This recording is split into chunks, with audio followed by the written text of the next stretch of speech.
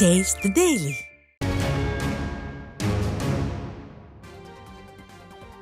சேலம் பழைய பேருந்து நிலையம் பகுதியில் அதிமுக ஆட்சியின் சாதனைகள் குறித்து 50வது வார திண்ணை பிரச்சாரம் மேற்கொள்ளப்பட்டது.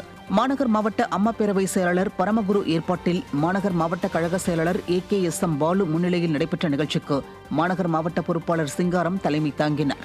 இதில் அதிமுக நிர்வாகிகள் வீதி வீதியாக சென்று திமுக ஆட்சியில் விலைவாசி உயர்வால் மக்கள் படும் பாடு குறித்து பொதுமக்கள் மற்றும் வணிகர்களிடம் பிரசுரம் வழங்கி பரப்புரை மேற்கொண்டனர். இந்நிகழ்ச்சியில் சட்டமன்ற முன்னாள் உறுப்பினர்கள் MK செல்வராஜு, ரவிச்சந்திரன், கழக நிர்வாகிகள் மற்றும் தொண்டர்கள் ஏராளமானோர் கலந்து கொண்டனர்.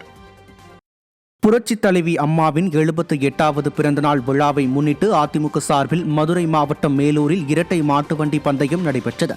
மாவட்ட பிரதிநிதி திருப்பதி ஏற்பாட்டில் நடைபெற்ற போட்டியை மதுரை புறநகர் கிழக்கு மாவட்ட கழக செயலாளர் ராஜன் செல்லப்பா தலைமையேற்று கொடியசைத்து துவக்கி வைத்தார்.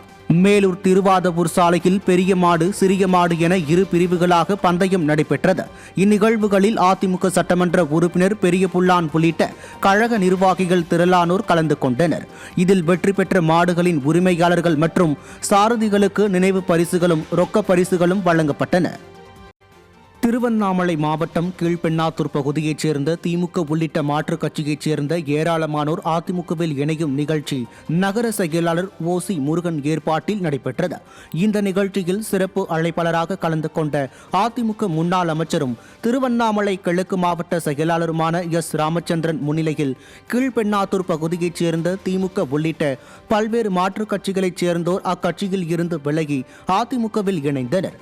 புதிதாக அதிமுகவில் இணைந்தவர் அதிமுக முன்னாள் அமைச்சர் S ராமச்சந்திரன் கழக துண்டு அணிவித்து வரவேற்றார். இதில் MGR இளைஞரணி துணை செயலாளர் கதர் சீனு, வழக்கறிஞர் பிரிவு செயலாளர் சிவக்குமார் உள்ளிட்ட கழக நிர்வாகிகள் பலர் கலந்து கொண்டனர்.